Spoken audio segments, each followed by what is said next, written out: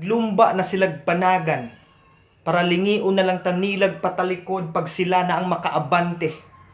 Kay sila ang pisi, kita ang kasing o kote, patuyokon ra kitang mismong mga botante. Sigig pangumbinsi sa katawhan, nga sila ang dapat pilion.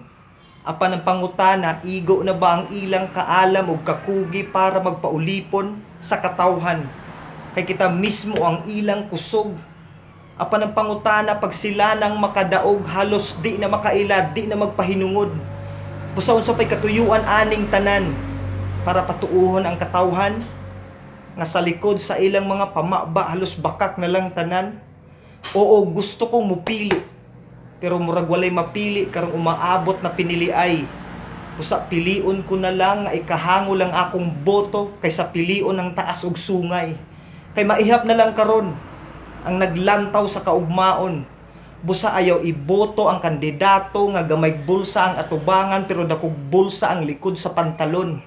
Busa panahon na karon para kamo mahigmata.